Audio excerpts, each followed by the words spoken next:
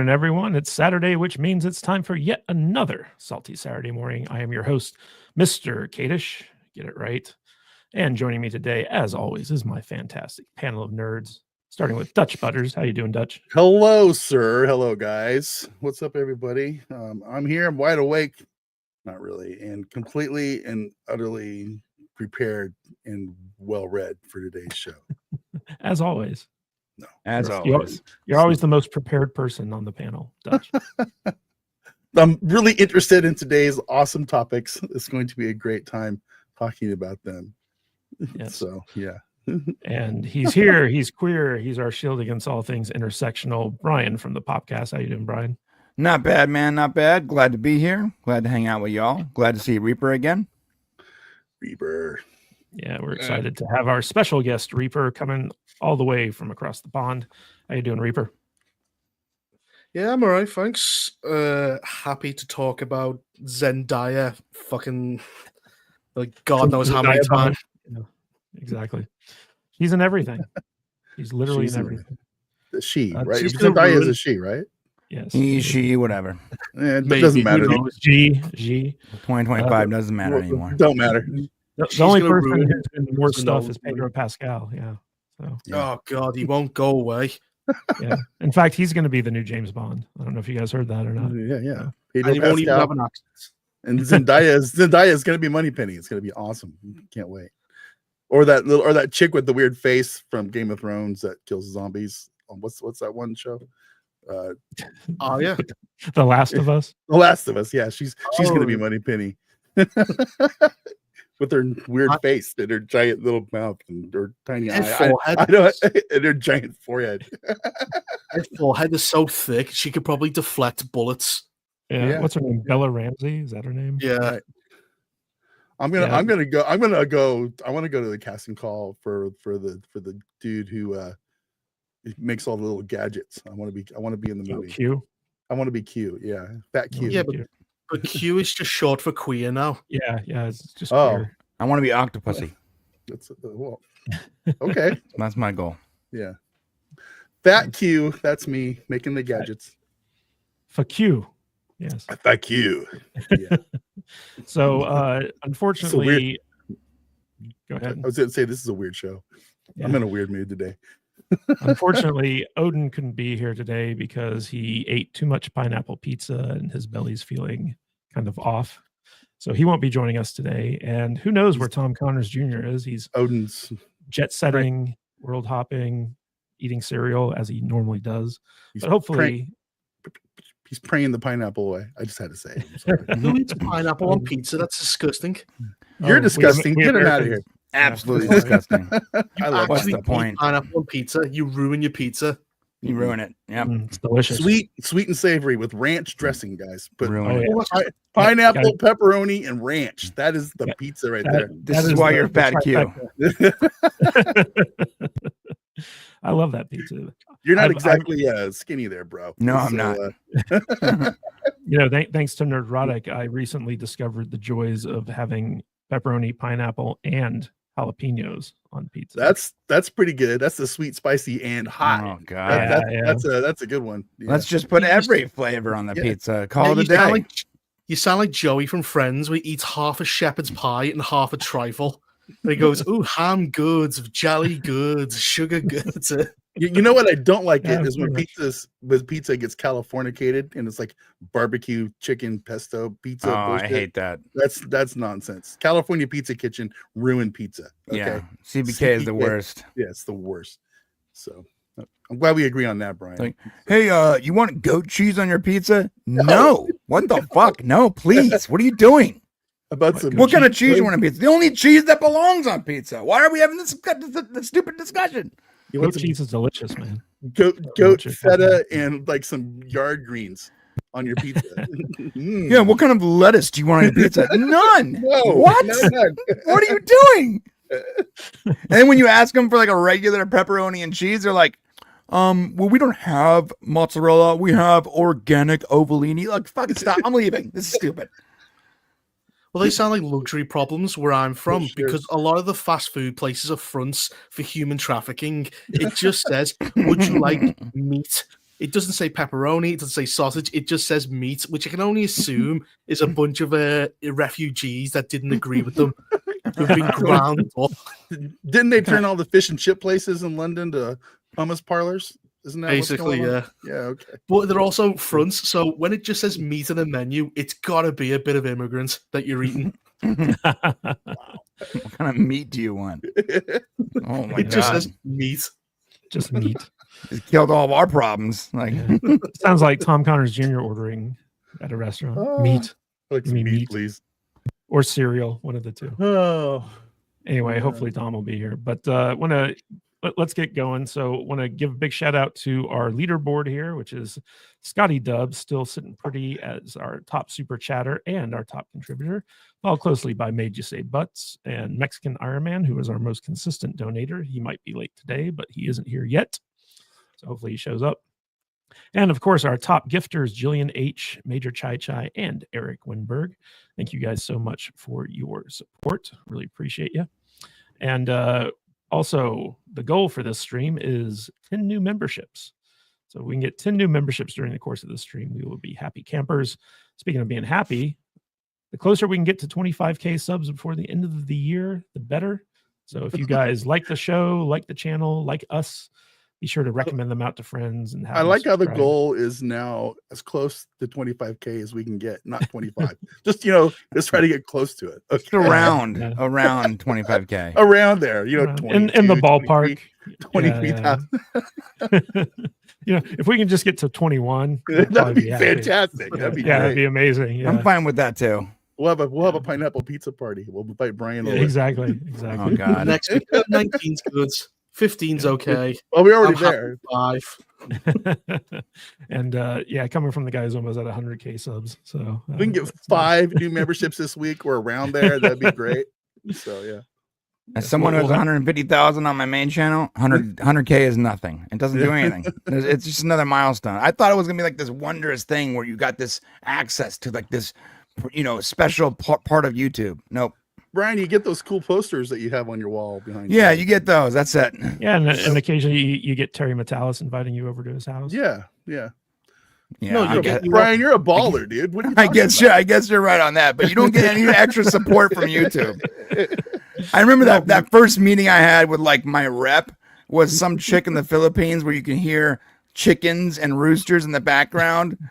And she was using Google Translate to talk to us. I never felt so disappointed. Important.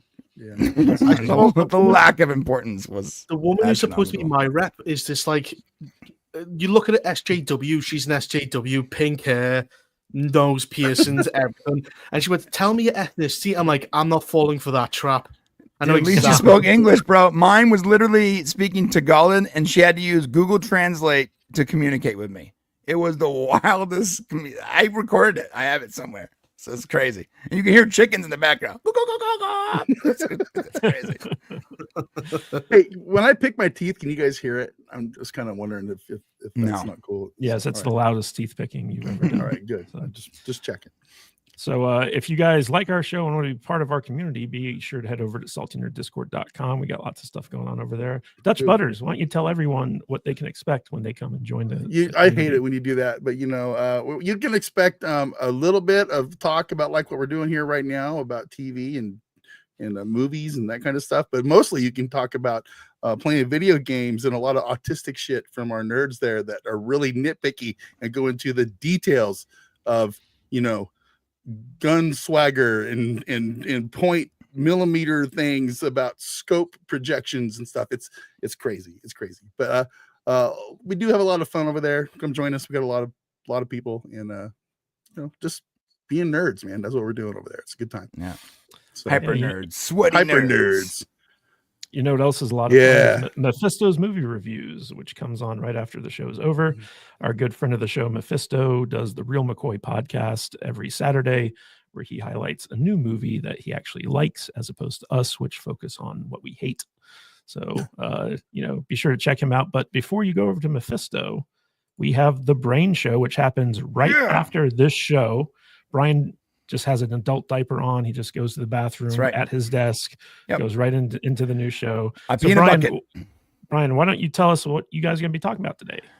We're talking about woke Marxist media like Ironheart, the new mayor from LA, some SCOTUS stuff going on.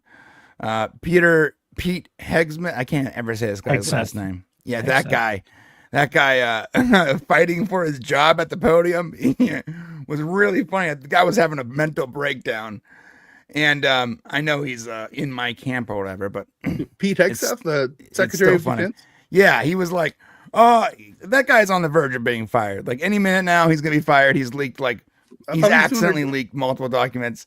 I like the guy, but he is definitely fighting for his job right now. And when you see it in real time, it's actually pretty hilarious. You talking about when he went off on networks? Yeah.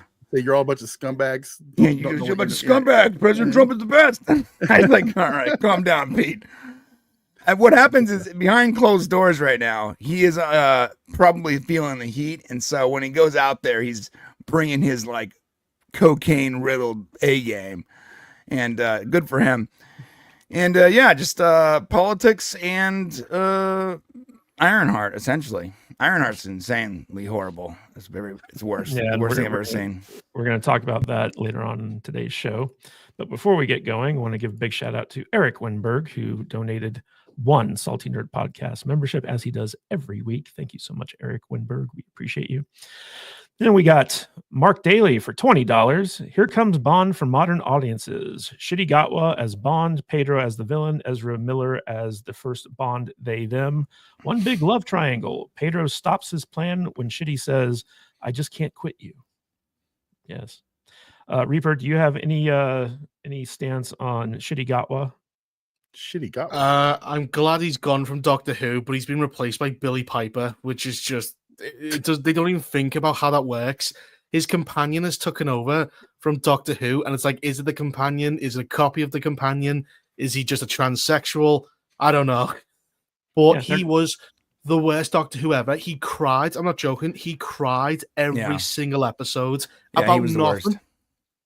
I watched that Christmas special, and it was like watching a fever dream. A gay fever dream. It was like watching a fever dream from a flaming homosexual. It was the wildest thing I've seen. And when he used the hammer to like make a copy of the TARDIS, I was like, oh, okay, so we're not doing Doctor Who anymore. This isn't Doctor Who. No, we're doing a whole another thing. This is a whole another invention, and I'm out. I'm out. I'm good.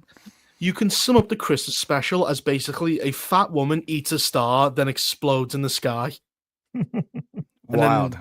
That's basically it. A lot of people forget that the 12th Doctor is still back and out there somewhere. Tennant, chilling. Yeah, Tennant. He's with Donna Noble's family, and they've got a transgendered child he's hanging around with. Oh yeah, that stops in the middle of the story to explain how he's not using her pronouns or his pronouns correctly. It's crazy. It's crazy. And then we got John Yulden for £4.99. Superman rocks. Like and subscribe to Salty Nerd, the Popcast, and Dutch Butters Gaming. And this is Brian's boyfriend, who he watches Stargate with every week. You want to tell him about that? This is my my man friend.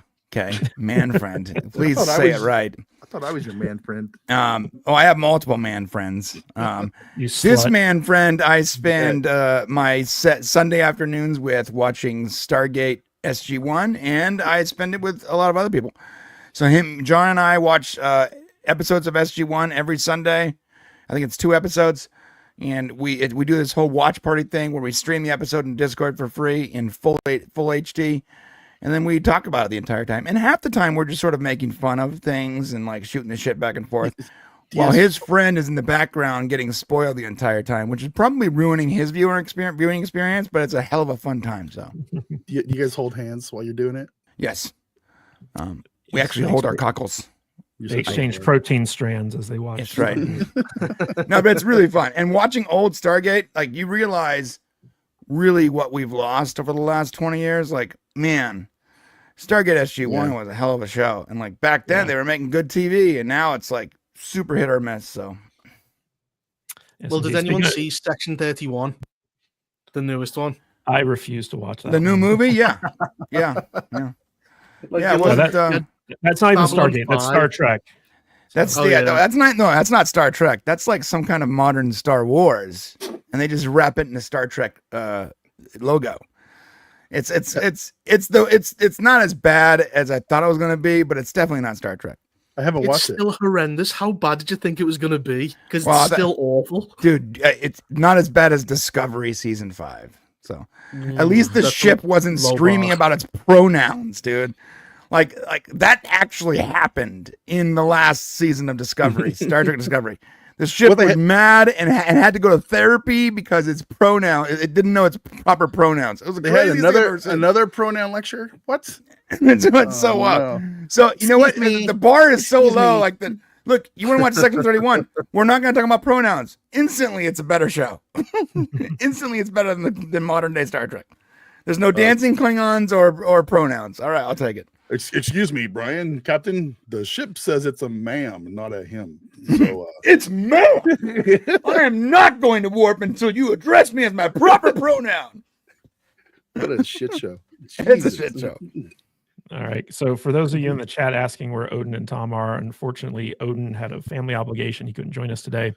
And Tom just shows up whenever the hell he feels like it. He could be You're here an any enigma moment. wrapped in a black hole. Yeah, whenever he's done with his cereal for the day, he'll kind of waltz in and start dropping bombs on us. All right, but speaking of bombs, guys, did you hear about the Liver King? The famous bodybuilder / supplement seller who had the Netflix documentary on him. Like he basically got obsessed with Joe Rogan and threatened to come to Austin to fight him. And it got so serious that the police actually arrested him for terroristic threats. And so this news as it was developing, so he was basically like, vlogging and live streaming his journey to Austin, Texas to have a fight with Joe Rogan, daring Joe Rogan to choke him out. And then he's been released from prison now. There is a restraining order against him and by Joe Rogan, so he can't get within 200 feet of the guy.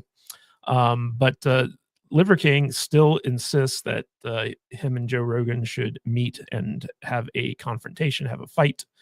And I think that this is basically just fodder for a new documentary, honestly. But Liver King. So to give you guys a little bit of a background, so this guy. Basically, he's a big proponent of the quote unquote, caveman lifestyle, ancestral lifestyle, and basically eating like raw organs like liver and stuff like that. And he claimed that his physique was entirely natural based off of his supplement regimen and his diet. Not possible. And it was revealed by leaked emails with his doctor that basically like he uses steroids and human growth hormone to achieve that body. Massive amounts of HGH. He's massive amounts. And Joe Rogan basically has been calling him out as a scammer since he, since day one. Since day one, since he got like famous on Instagram and shit like that.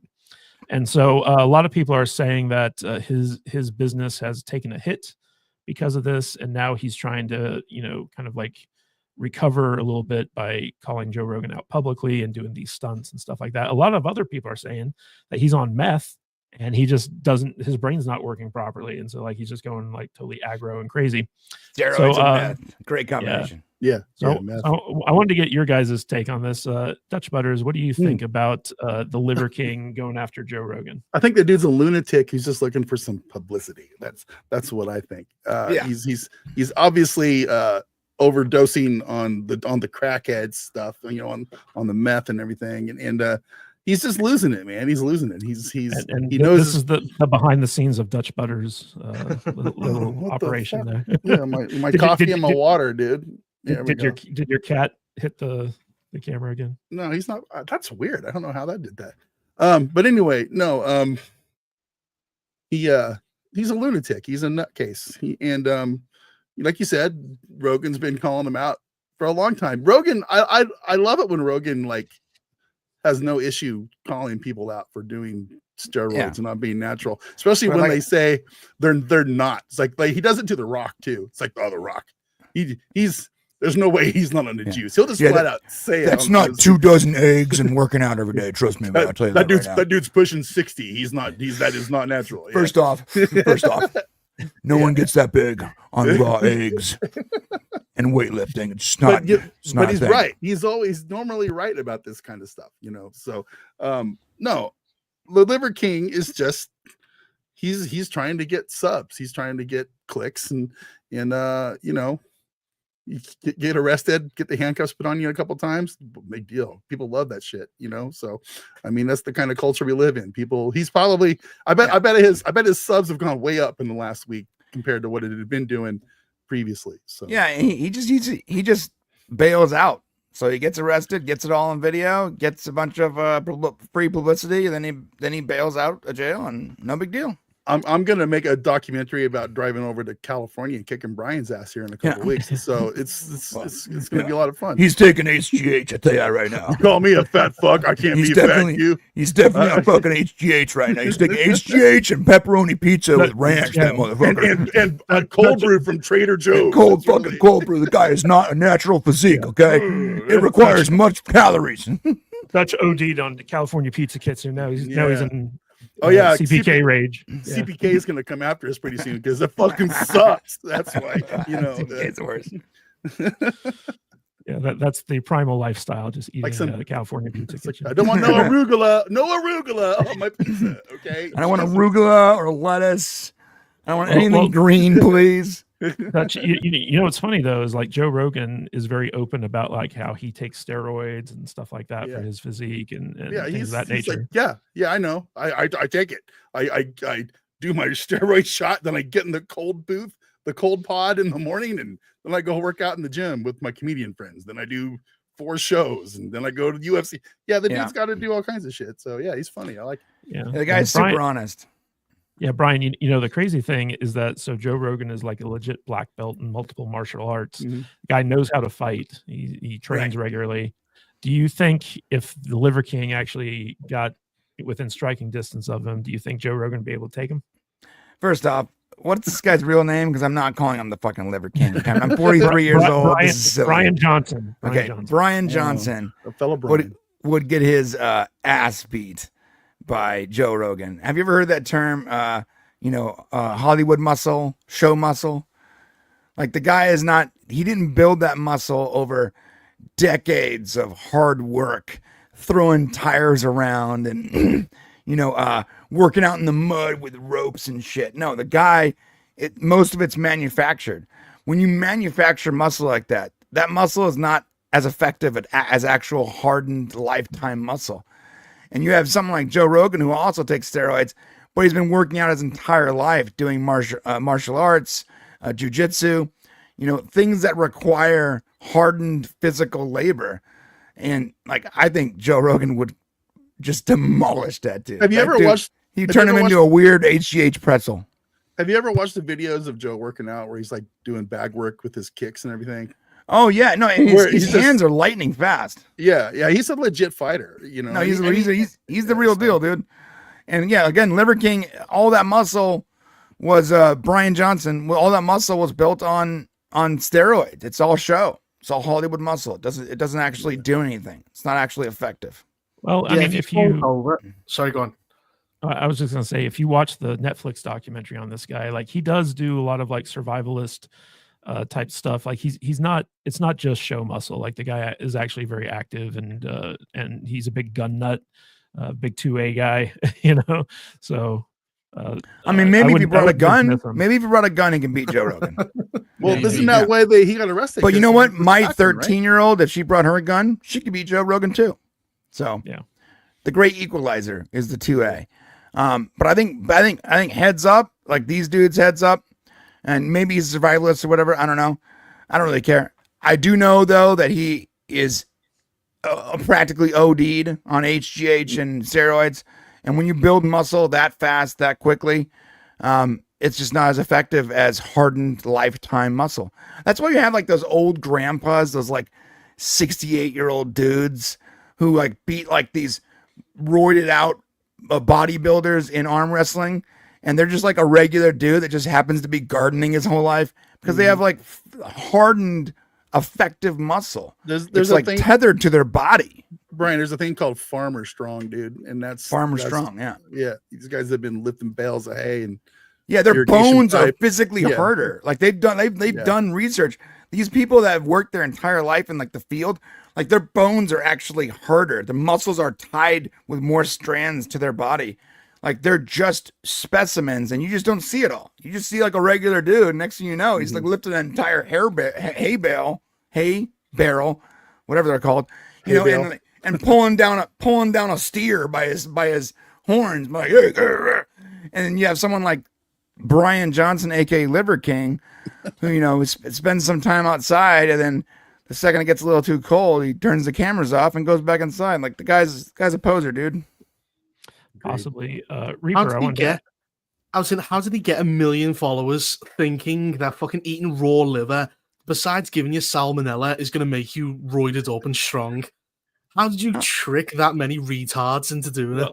Well, I mean, if it's a beef liver, you wouldn't get it's you can actually eat it raw. Well, the whole liver thing was kind of a gimmick to help sell his supplements. He was really a supplement salesman.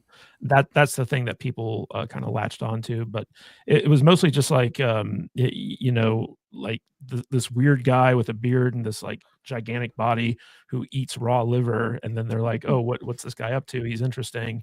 And then like he would just sell them his supplements and his primal lifestyle type thing. I'm primal. Yeah, but like watching him, are you going to go outside in the wilderness and do what he does? No. No, probably not. But Reaper, I wanted to ask you, so would you say that this is just a brilliant publicity stunt to kind of like help this guy get back into people's consciousness, or has this guy really just lost his mind and he's fixated on Joe Rogan? Oh, it's clearly a publicity stunt because he's not fighting people in the street. If he was doing that, I'd say he's lost his mind. But he carefully picked Joe Rogan, the toppest guy in the world, the most eyes on him. It's like a rap beef, right? Same thing. Like you go after this. You have to go after the guy who's at the top of his game, who's bigger and stronger, has it's the same audience you want, but more of it. I mean, and hopefully someone who follows Joe Rogan will attack him. So even if Joe Rogan doesn't respond, you hopefully get someone beneath him and use them to one of Joe Rogan's orbiters, right? Yeah. Like it'd be like me going and picking a fight with like Dr. Disrespect or something like that. But, like, who are you? Yeah. I mean, Dutch, you're giving yourself too much credit. Dermy Wormy would probably be more on your level. But I mean, it's a rap beef though. It's just it's the same concept. Go to the prison yard, find the biggest guy there, and beat him up to get respect. I don't want to see me and Dermy in a boxing ring. That would just be no. That would be sad. That would be hideous. He went out, committed no crimes, got to jail, out the next day. He got what he wanted, and he's done. Yeah, he's good. Yeah, but it does kind of bring to light, because like recently, like with the like Ethan Klein versus Hassan thing and all this other stuff, there does seem to be a business of influencers creating drama amongst themselves in order to get more attention, get more ratings, get more followers, stuff like that. But I thought that this was interesting in particular simply because I don't think Joe Rogan spends much time thinking about this guy, but this guy was like 100% all in on Joe Rogan. Reaper, what do you think about like this day and age of internet drama suddenly like, being like big business? I just wish they actually punched each other. Like Ethan Klein and Hassan Piker actually got in a ring. But we all, as you said, we all know they're not going to do it because it's pure drama. It's all theater. It's like the wrestling, except you don't see a wrestling match. You just have all the shit talk. And it's the worst thing. It's like Hassan Piker would fold like a chair. Like the minute anyone tried to aggressively come after him, he has no. I'm not saying Ethan Klein's even better. They're both weaklings. Yeah, they're both. Yeah, but Hassan, like, he flinches at his own like shadow on the wall. Like the guy's nothing.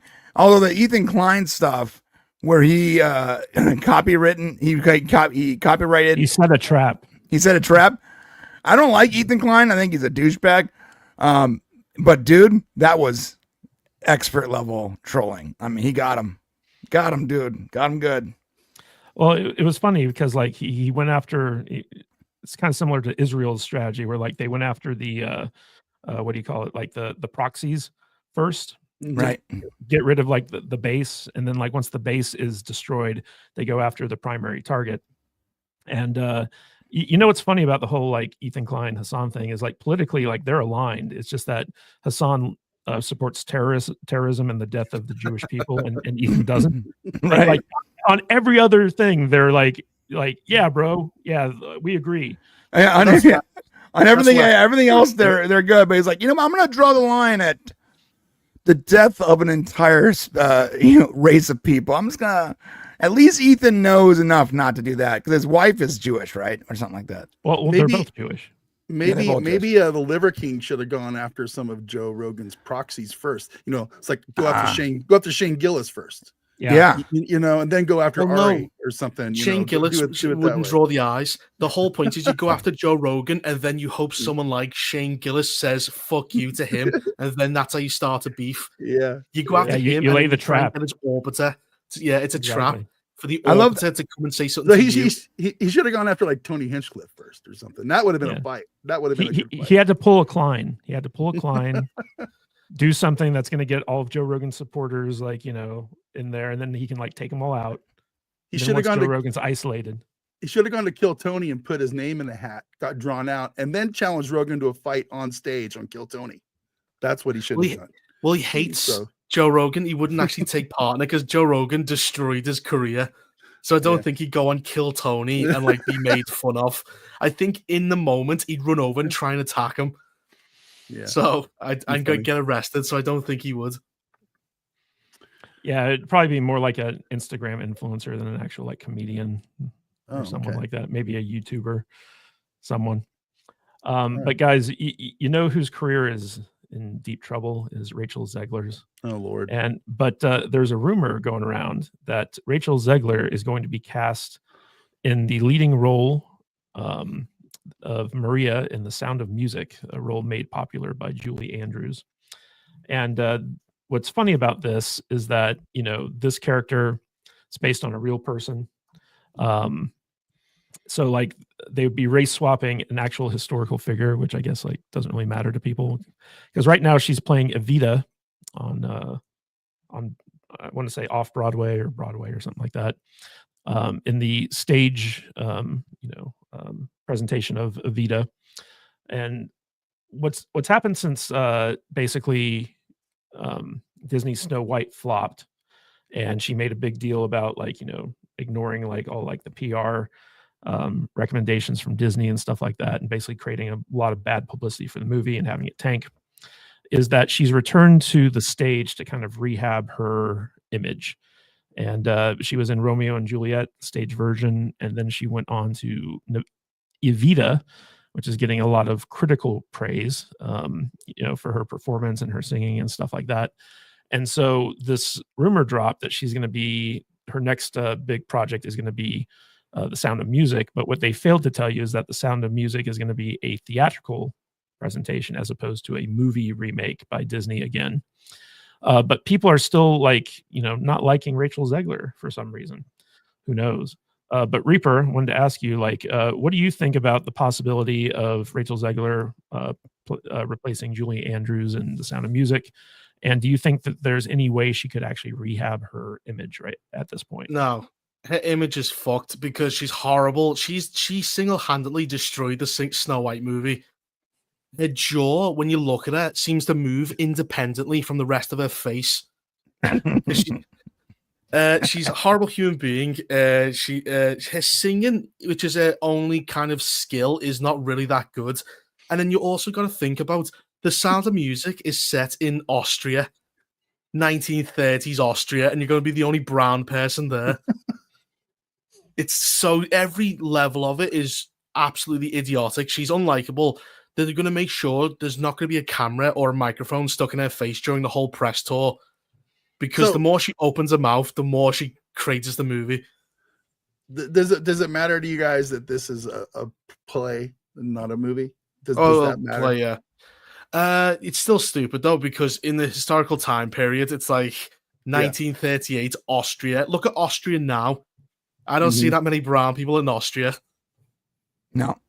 No. Well, also it's the fact that the character she's portraying was a real life, historical person who was white and blonde haired and stuff like that. So, like with Snow White, you could argue like, well, it's a fictional character, so it could be any race, whatever. But with this one, it's like you're literally changing history, the actual like inspiration for what the character was based on. And it's gonna be weird when they call her like Barina von Trapp, and she's going, "Yeah, that's me." Yeah, she's a Von Trapp in the play. Not a lick of German blood in her, although I guess she's part. I want to say like Irish or Polish. No, part Polish. She's Polish. Yeah, she's part Polish. So, but Brian, like she famously came out at the tail end leading up to the release of Snow White and said "Free Palestine," even though her co-star was obviously Gal Gadot, who's Israeli. And then also all the producers were Jewish, I think. So they got pissed off at her. And then she came out and said, "I hope Trump supporters know no peace," and all that stuff. And then her movie, unexpectedly bombed. And then she had to go into therapy because everyone hates her. So at what point do you think she learns her lesson? Oh, no. It's 2025 and she's a minority woman. She's not going to learn a lesson. She's surrounded by a bunch of sycophants and just feeding her echo chamber how she's the victim and this is her cross to bear in life because she's a woman and she's, of color or whatever somehow. And, all these incel, Trump supporter, Republican conservatives, they're all the problem and all the Jews are the problem. And from, coast to coast, Palestine will be free or whatever the hell the statement is. No, she's surrounded by an echo chamber of, brain damaged douchebags. She's never going to learn anything. I think Black Sky Legion in the chat kind of has a point. We should be thanking Rachel Zegler right now because she has single-handedly taken down Disney in many, many ways to where most of their stuff fails now. They're going to be forced to start making normal, good content here again pretty soon. And at least she's cute, could be worse. Yeah. Well, unless you see a jaw move. Have you seen that? I'm comparing her to some of the other Disney slop. Like she's also responsible Zendaya for the studios, or whatever. She's also responsible for studios not being so crazy as sending out all of their insane actors to do press tours as well. Yeah, it's true. So maybe we should put her up on a pedestal a little bit and start thanking Rachel Zegler for changing the industry for the better. Yeah. What if she's secretly a plant? She's in there. She went in there as a double agent. She's a double agent. I don't know. Pedro Pascal gets away with calling people Nazis all the time. The difference is with Zendaya, and it's not Zendaya, Zegler, they're so identical. Is basically she was in nothing but flops.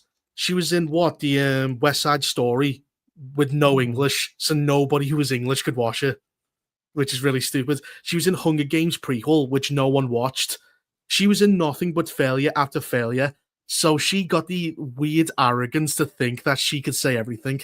Whereas Pedro Pascal, he's been in The Last of Us, he's in the Fantastic Four, he's in basically everything. So they tolerate him speaking out. Pedro is like the definition of like throw everything at the wall, and like as long as he has a better ratio of wins to losses, they just sort of accept whatever he does. Pedro Pascal is the best actor in the last 2 decades. Okay, it just is. His stats don't lie, bro. That's right. You got to look at it. You got to look at what he's been in. He missed 100% of the shots you don't take. Yeah. I get it. Right. Well, I mean, it also comes down to like this idea of miscasting movies. Like if you miscast your movie, you're basically sinking it before it even gets a chance to find its legs. Like for instance, like the remake of The Little Mermaid with Halle Berry. Let's race swap this ginger, this white ginger Irish mermaid for like a black girl. And yeah, like she's a great singer and all, but at the same time, it's not what people wanted from that character. That was such a mistake. To this day, I can't figure out, like, was no one in the room, no one had the testicles to be like, wait a minute, guys, wait a minute. Like you do know what the Little Mermaid looks like, right? What she's famous for looking like, the way we we've created her, like this $1 billion franchise that we Brian, made. Like, you know what it looks like, right? Like, the Little Mermaid is in Jamaica, Brian. We cannot have white mermaids from Jamaica. Okay, it just can't happen. Or the Bahamas. But the thing is, though, whatever the fuck it was. So go ahead. But like the stupid thing, it's like it must be living in like communist Russia where everyone, like Aquafina was singing as the seagull, and I saw the behind the scenes thing of everyone clapping, and I was thinking it must be like when Stalin is giving a speech and you're too afraid to stop clapping last in case you disappear. Right. You know what? She's amazing. It's Aquafina. You just made me realize that Aquafina has been replaced by Rachel Zegler in Zendaya. She used to be in everything, but now she was awful. I don't. I gotta be honest. Aquafina's not that bad. I know. This, I'm not saying she was good in that movie. I'm saying like as a comedian, like the movies she's done, she's not like she's much more entertaining. She's much way more entertaining. She actually has. There is a funny attached to her, and she just takes whatever job she can get. It's funny to laugh at her. Nothing she says is funny. Sure, yeah, but at least she knows her role, right? Like, but she's it not is out there funny. being like, kill all the Jews, whatever. You know, it is funny because Hollywood has basically used DEI as an excuse to miscast their movies and then claim that anyone who objects is a racist. But if you look at Pedro Pascal, just for instance, right, he's a good actor. Like he's he is. He's been in lots of stuff, but like casting him as Reed Richards, that's a huge miscast. I think casting him in that HBO series, Last of Us, miscast. Yeah, I don't think he was right for that role either. But Hollywood just more so was his kid or whatever, the daughter. Yeah, Bella Ramsey. Made no sense. His voice acting in The Mandalorian was pretty good, you know. So, well, the thing is, you know what? Go ahead. Hollywood still needs to check all the boxes, and he checks the box. He's not as super black as, like, say, the guy playing the next Snape. So people seem to be a lot more tolerant when he race swaps a character. He's obviously gay in the closet. His sister's a tranny. He's 100% at the very least bisexual. You mean his brother? Yeah. But he ticks all the boxes that Hollywood have for their like Oscars and stuff like that. So he gets everything they want. But they don't anger the fans as much as, say, like someone who's Jamaican black would play the character. Right. Like, yeah, it's not like a midnight black dude, right? That's the same thing. That's the same thing they do with Rachel Zegler and Zendaya, though. There's some I don't know how to say this without sounding like a racist piece of shit. But you know, there is some mixed stuff in there that they can take either way, either direction that they want to go with these actresses and this. That's what we'll get now. Know, so right, it's just full race swaps. We'll get mixed actors, like the new How to Train Your Dragon. Instead of a blonde girl, we got a girl who's quarter black. You'll get a lot. They'll try to find race swaps because it's still a part of the rules, but they'll try to find like half white, half black kids. They try to sneak them in so it's not as like aggressive, like the Halle Berry casting. Right? It's not as aggressive as, you know what's crazy? I just watched How to Train Your Dragon with my kids. And so one of my kids is like a huge How to Train Your Dragon fan. Like, she just loves the movies, watches all the shows. She has all kinds of stuffed animals and shit, right? She wore a toothless Snuggie to the movie, just loves it. And she liked the movie. And I was like, what'd you think? She goes, I like the movie, but I don't understand why they cast that girl. And I don't know why they cast that fat guy. They don't look anything like the characters in the movies. And I'm like, and dude, I'm not prompting this. In no way was I trying to egg this on. But this 13-year-old girl who loves everything about this franchise was confused because the casting didn't make any sense. And it wasn't just the race thing. She also went off on the twins, where one of the twins is like super fat, like a fat chick. Yeah. She's like, why are the twins? Why don't they look anything alike? Why is it like a big woman and a skinny boy? It makes no sense. And this is like from the mouths of babes. Like, she's not racist in any way. In no way is she, like in our fandom. She just doesn't understand why her favorite thing is being done incorrectly. When hardest thing is not the casting. She has a pair of eyes. Kids can see when characters don't Right. look like the characters. Well, kids will go, well, he's blonde. He's not black. They can see it, obviously. They don't understand the politics behind it and all these DEI rules, but they know things have been changed. They can see it. Imagine if Reaper came on here and his avatar wasn't the scary looking guy he has now, but instead it was like an anime weeb.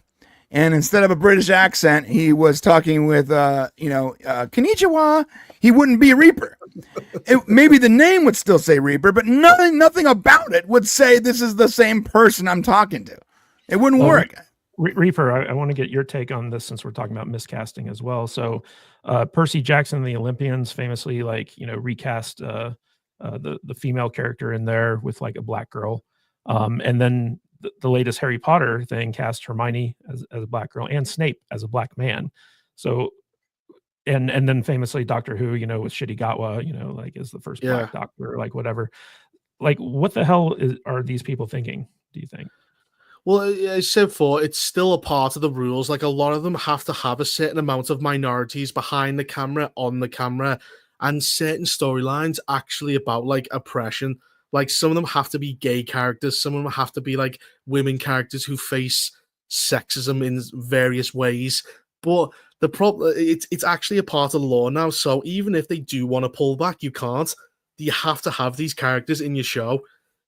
Otherwise, you don't get like all the grants and subsidies, especially like the BBC. The BBC is like a fucking psycho organization. They go, you best make, because we had a drama about Anne Boleyn, who's like one of the wives of Henry VIII, and you can see a portrait of her. She's white as fuck, but then you see the casting; it's some Jamaican black woman. It was the witch lesbian from The Acolyte, actually. Yeah, that's what keeps happening. At first, he went, "Well, it's not real characters. Why'd you care?" And then, "Oh, it is historical characters, but why'd you care?" Because they always use whatever excuse suits them. But I would have a problem if they recast Black Panther with Ryan Gosling. I would have a problem with that. It wouldn't work. As a fan of the Black Panther comics, if you just put a blonde, blue-eyed German dude as Black Panther, I'd be like, that doesn't work. What are you doing? It has nothing to do with my feelings on race. It has everything to do with bad casting. Everything. It doesn't work. You build these characters up and you build these images up over decades and decades and decades, only to break them down the second you get some money for a project. It doesn't make any sense. Well, it's because it plays a part of propaganda, because they know that a lot of people don't know anything about history. Like, their knowledge of history is Hollywood. Oh my God, Reaper. Do you remember that Cleopatra series? I was just going to mention that. Yeah, the documentary series on Netflix. Oh my God. I did a review and I actually investigated the experts. One was a BLM activist. One was had nothing to do with Egypt. The other one, there was like 6 of them. I think only one of them had anything close to Egypt, and that was more like, I look at the architecture. I don't know anything about the people. So the only person with Egyptian like knowledge doesn't know anything about Cleopatra. Right. And one of them, Cleopatra, who was Greek. And one of them said, the woman actually says, she goes, I don't care what they tell you in school, Cleopatra was black. Like, completely ignore all your teaching. And then that's so crazy. Point, later on, she reveals, she goes, I was asleep. And then one day in a dream, Cleopatra came to me and told me, tell my story. I'm actually black. She actually said that in the show. She had a psychic fucking vision of her. Well, this is supposed to be a documentary. I want to get back to Rachel Zegler, though. So, Dutch, like, we have this picture of her playing Evita. And I remember when Madonna was cast in the movie version of this, everyone was outraged because it's like, she's a white woman. How dare she play Evita? And now Rachel Zegler looks like Madonna, essentially, with like the platinum blonde hair and stuff like that. You can see it like right here. But people are going, well, I shouldn't say people, I should say critics are going crazy over her performance. They say that she is amazing and that, she's a superstar and all this other stuff. But audiences, by and large, just don't seem to like her. To be fair, though, Madonna doesn't look like Madonna anymore. Oh, I mean, but this was back in the 90s when she did. Okay. Dutch, do you think that there's any way forward for Rachel Zegler now that she's got a little bit of buzz going on the stage? You're muted. She probably just needs to stick to Broadway for about 5 or 6 years. Just, hone her craft, become a New York Broadway person there for a while, and just let her national profile die down until for like 5, 6, 7 years. She's young. She's got a long career ahead of her, and let all this DEI nonsense play out, all the bullshit, and then come back in a while and make a new movie. Because everybody knows that she is a pretty good actress from what I understand. Yeah. And maybe she just needs to go fuck off and just hone her craft. A lot of actors have done that. They go to New York, they go to Hollywood, they hit the stage circuit for a while, then they come back and they make a movie and they start their Hollywood career back up again. That's not a unusual thing. So it's not like she's hurting for money. She just needs to shed the Disney thing, and she needs to just shut the fuck up and act. That's what she needs to do. She needs to change her image. Yeah, so, shut up and act. We'll say Brie Larson wanted to come back. Has enough time passed that she's been completely out the zeitgeist? Do you be okay with her? Yeah. I mean, this is we're as a people, as consumers, we are very forgetful of the past, and we're very forgiving, I think, in a lot of ways. And unless you're just completely one of these nutbags that's over the top, and maybe she's there. I don't know. I don't think so. I think she's still young enough and at a point to where she can still have a really long and fruitful career. If she just disappears for a few years and goes to Hollywood or goes to Broadway or whatever where she is and lives there. So yeah, take a break. That's what I would do if I was her. Yeah, I don't know if you guys ever play video games, but like when you're trying to rank in whatever game you play, like I play Dota 2 or whatever you play, right? Mm-hmm. Call of Duty. Yeah. Like when you're trying to rank and you just like loss after loss after loss, and like you're losing Elo, you're losing MR, like the best thing you could do is like take a break. Mm-hmm. Take a week off. Take a week off because like it ain't working out. Like whatever you're doing, you're just spiraling. And she needs to take a break. I saw Brie Larson in an episode of Community the other day, and I was like, oh wow, she's actually pretty good. Yeah. And I just almost forgot who I was looking at. It was like a different person. Yeah, that Captain Marvel stuff destroyed her. With Brie Larson though, like she learned her lesson. Like she's been really good about not mouthing off and slagging on straight white men and all this other stuff. Like she basically figured out like, oh, like all my politics is destroying my personal brand and I need to like fix that. Mm-hmm. Rachel Zegler hasn't seemed to learn that lesson. Like basically Disney brought in people to social media managers to basically like try and like control her and keep her from like embarrassing herself on social media, and they couldn't do anything. Like she literally came out like there's that famous tweet from the producer of the movie where he talked about his dad having to go travel to New York in order to tell her to like shut the fuck up because she and I mean like it really is crazy. And Reaper, I know that you're in the UK, but here in America, especially in New York, you have like this kind of like New York bubble, especially in the theater world, where everyone's like, oh yeah, slay girl, you're amazing, like fuck Trump, like all this other stuff. And so like I feel like her bubble was one where she was like, what, like everyone thinks the same way I do, whereas like she had no like she was told by Disney, it's like, oh, everyone who comes out against you is a racist or a sexist or a bigot or a misogynist or like whatever. And so she was basically able to kind of like in her mind dismiss all the criticism as like the small minority of people, when in fact it was the majority of people that she was pissing off. So I feel like London might also have that kind of like liberal elite. Oh yeah. BBC and all the companies in London, and pretty much every major city has that kind of thing. But the difference is with like someone between like Zegler and like say Zendaya is that Zegler was clearly egged on by people who didn't have her best interest, going, yeah, say fuck white people. Whereas Zendaya, she probably thinks the exact same things, but she's told to keep her mouth shut, which is why she keeps getting role after role. She's back in a new Spider-Man. She's going to ruin Christopher Nolan's Odyssey movie. She gets to, but she's got smarter people around her who tell her to be quiet. Yeah. Whereas Zegler clearly had people who wanted to use her, and you know she didn't see that coming. Which, as a young girl, it's fair to understand. But people in Hollywood don't have your interests. Who knew? Yeah. Right. Well, you know what else we didn't see coming is the super chat from Icthulu for $5. Brian, you are wrong. If Nicolas Cage is cast as Black Panther, it would be genius casting. It would be glorious. Thanks for the show. Man, well, I'd see a Black to Panther. To be fair, Nicolas Cage as anything I'll take. So yeah. That's right.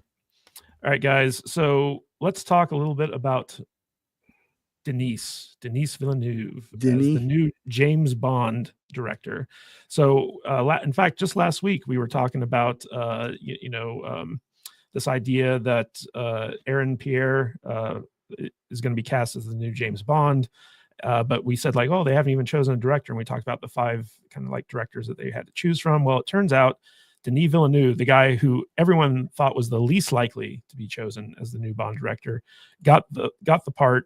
It was announced this week that after his next Dune movie, which is the final one in his trilogy, he's going to be moving on to take over the inaugural movie of James Bond over at Amazon. And he's basically tapping into a screenwriter to work on the film while he's doing Dune. And his wife, who's also like one of his creative partners, is going to be helping to oversee it as well. And he's been a longtime Bond fan since he was a kid. So he was really, really advocating to get the role. And it seems that the producers felt that he was the right guy for the job. And in his defense, Denis Villeneuve is one of the, brilliant current crop of directors out there. He's a visionary. And I have a hard time pointing at a movie of his I haven't liked.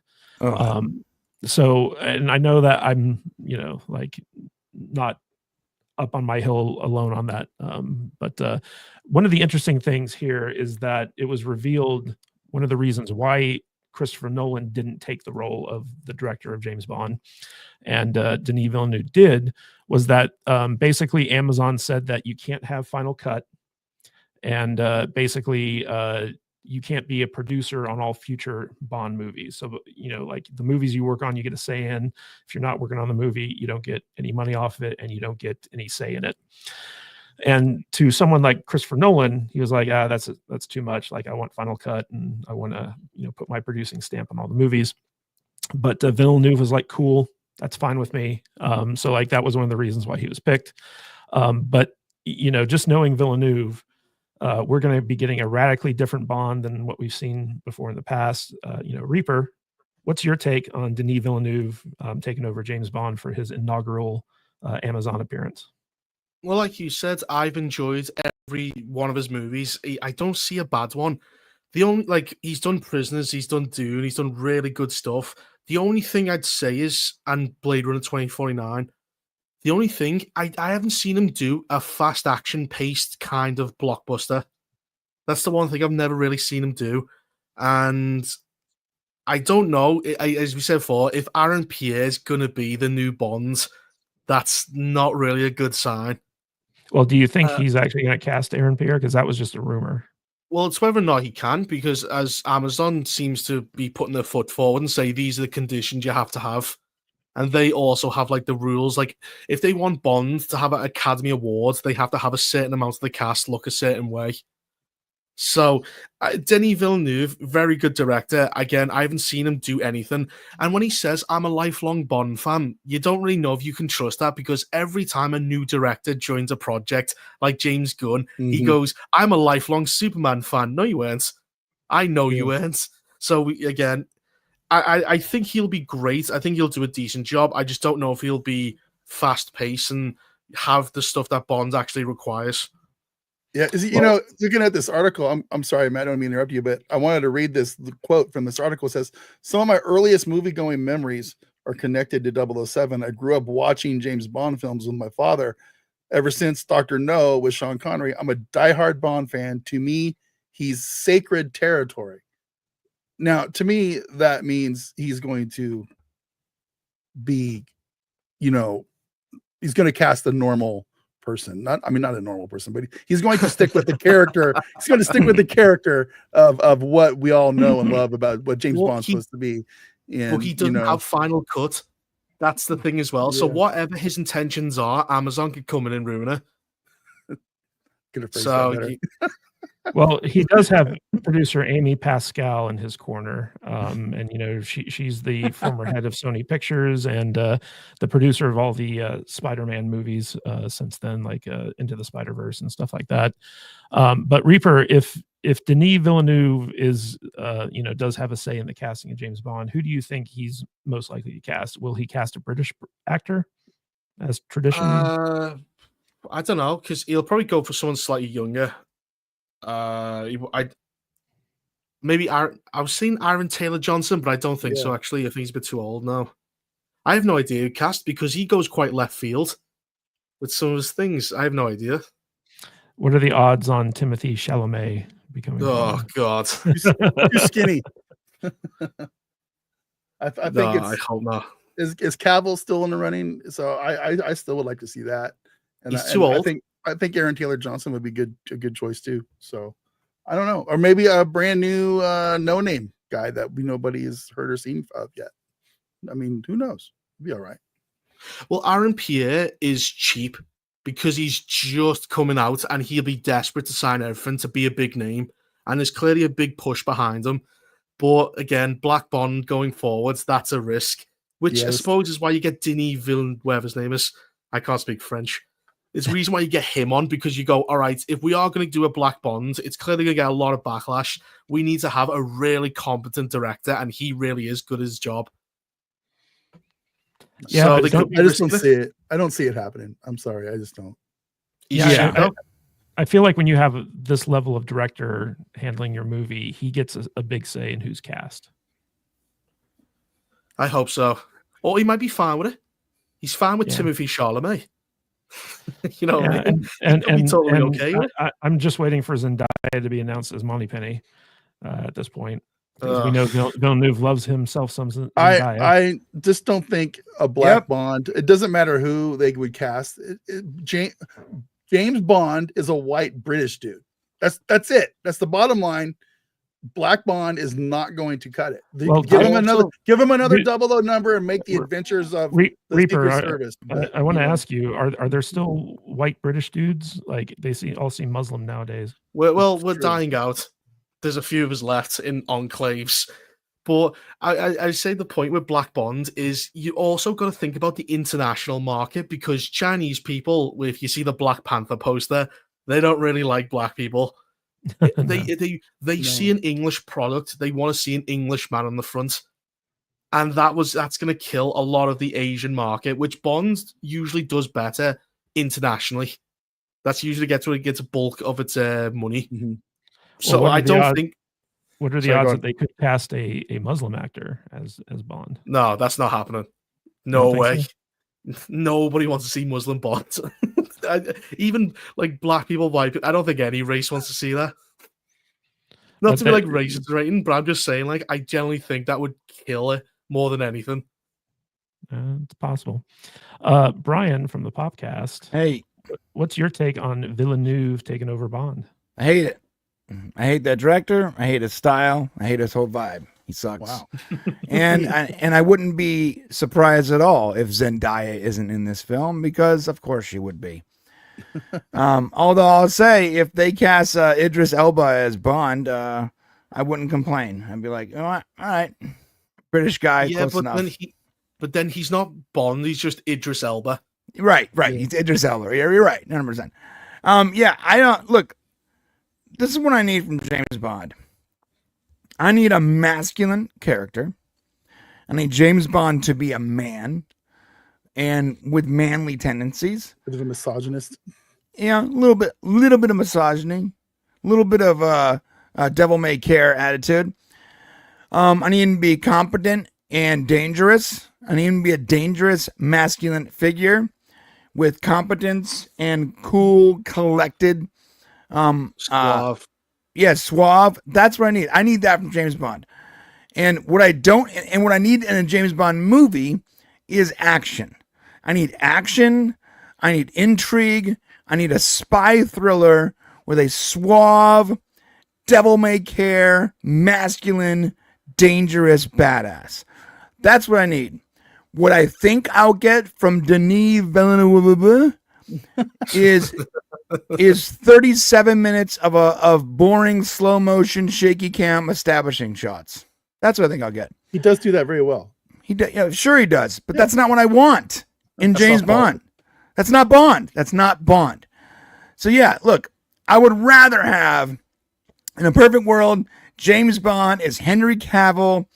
He's suave, he's dangerous, he's masculine, and he's in a movie that is action-packed, spy thriller with cool shit and cool villains and a cool story. And what I think I'm going to get is Octopussy Zendaya with some broccoli-haired twink who takes a back seat to a black Q and 37 minutes of slow motion, shaky cam, establishing shots with very little saturation. That's what I think I'm going to get. And Moneypenny is going to be a guy. Yeah. Awesome. Yeah. 100%. So, yeah. Why would Moneypenny be a guy? I don't know. Why not? Why not? Yeah, I think Denis is the wrong choice for this. I understand people like his style, but I don't think his style, I don't like it. And I specifically don't think it's suited to James Bond. You know what sucks? We should all be excited that they're making new James Bond movies. You know, but instead the industry has made us so apathetic towards whatever product that they're putting out that we can't help but sit here and expect the worst. And That's true. For all the bullshit DEI casting nonsense, we're literally mentally setting ourselves up for this to be an absolute shit show. So I really hope they do it right, and I hope it's awesome. But yeah, and Chappie's right, dude. Cavill, Man from Uncle. I mean, the guy is made. He's literally made. 100%. He was made in a lab by Hollywood Imagineers to play James Bond. I don't know why we haven't already gotten that. He seems to have a pattern of getting fucked over. Well, he'll join the franchise, be the best thing in the franchise, leave to creative differences, go to another franchise, and then repeat the process. He joined The Witcher as Geralt, the best Geralt. They 100%. ruined his character, so he left. No, you're 100% right. He was so good in The Witcher, so good. I am a fan of Cavill, which means that I pretty much will watch anything Cavill's in. I'm at the point now where I will follow Cavill from movie to movie. I don't have to like the character or the franchise or whatever he's a part of to not want to watch the movie. And you're totally right. Every time he joins one of these franchises, I think you know what I think it is, bro? I think it's integrity. I think the dude has integrity. And so when he's sitting on the set of The Witcher and they're like, "Hey, Cavill, Henry, we're going to need a 13th shot of you naked in a tub. Can we get that going?" No. And he's like, yeah, listen, sure, but can we talk about these witches and the whole lesbian thing that's not really in the game? Hey, Henry, shut the fuck up, get in the tub and get naked. And he's like, "Oh, okay, I'm not doing this anymore." Yeah, for real. Because this is not following the game that I love so much. It's not working with the story that is what fans like about this. It's not working. So I'm not going to bastardize my career and stay in a franchise that is going to 100% fail. He can just see the writing on the wall when the franchise starts to drop because 9 out of 11 of the writers are women that have never played the game, and that's a real fact. 9 out of 11 of the writers are women who have never played the game, don't care about the game, and all they care about is meeting their agenda. So he was like, "All right, I'm out." Cool. Well, how old? Well, how old is Henry Cavill? Yeah, no, he's in his late 30s, but like when it comes to The Witcher in particular, like the Netflix show was based off the books, not the games, and that was actually another big problem where later seasons they were able to work out some type of deal with CD Projekt Red to bring some of the game stuff into the. But they weren't fans of the franchise, though. They were admittedly not fans of the franchise. They wanted to create a love story. They were trying to create a fantasy love story. Well, they were also trying to make Ciri the main character of the show, and it's not. It's Geralt. So, of course. But, The Witcher. Yeah, exactly. But Dutch, that part that you read earlier about Villeneuve talking about how like when he was a kid, he used to watch it with his dad, Dr. No, he was a Sean Connery guy. Do you think that because he has such a vision for like the movies that he works on, that we're going to see a return to the 1960s style Bond where he's going to cast someone who's like Sean Connery, and we're going to see like kind of those original Bond type adventures as opposed to something modern day? I mean, they got to reboot the whole franchise, right? Didn't they kill Daniel Craig in the last one? So it's they're relaunching Bond. So going back to the 60s or something, that would be actually kind of super fun and super cool. I would love them to do something like that. Yeah, movies where cell phones aren't an option. Let me have that again. Yeah. Cell phones ruin movies. The second you introduce like a smartphone, I'm like, give me a fast car with an oil spill and some caltrops and not some AI controlled bullshit. And a super hot chick. Yeah, and 100%. Maybe they're playing craps and drinking martinis, like. Take me back. Yeah. Take me back to that, please. What is fun about those original James Bond, Sean Connery movies is like, he doesn't give a fuck about like he'll slap a woman around, he'll like talk down there. And it is very highly sexualized. Like Reaper, do you think that we'll see a return to kind of like the ladies' man style James Bond instead of like the wussy? No, you're not getting Sydney Sweeney and he's playing bongo on her tits. That ain't happening. What you said for is she's going to be the one to make the move. She's going to be the sexual aggressor in the thing, because at the end of the day, you can't have James Bond slap a girl in the ass. They won't allow it, especially like all the female executives. No way. And also the problem is if you do set it back in the 60s, what happens in the 60s? The civil rights stuff. So the story would be all about that. Rather than what it should be. Well, it was also the Cold War stuff. Here's Reaper poking holes in our dreams.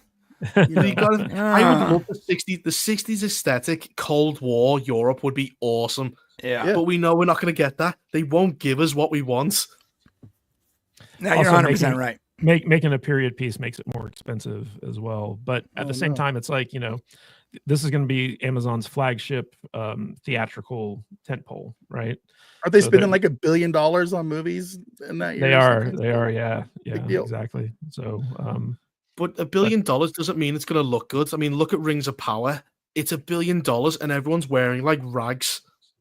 Well, Reaper, last week we talked about Amazon's commitment to spending $1 billion on content in 2026, and 600 million of that $1 billion is going towards Lord of the Rings.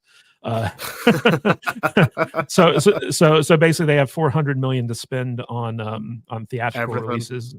Well, they want to do 20 movies, 10 of which will get theatrical runs. So out of that $400 million, that's not a lot to go between 20 films. So 20 million each, roughly. Some might get more, some might get less. Well, the direct to streaming ones will definitely get like the $20 million treatment, but I think the theatrical run ones, like they'll get like heftier budgets probably. Imagine that. Imagine you went, 3/5 of the entire budget is going to that piece of shit show that nobody likes, nobody's watching. Are they gonna film season 3 and 4 back to back to kind of I don't think cut so. costs? I don't think so. That must be a giant scam. People must be looting the job site. I mean, how do you spend that much money and get that? Yeah. I've seen cheaper shows look way better. It's like USAID. It's just money laundering on a massive scale. Yeah.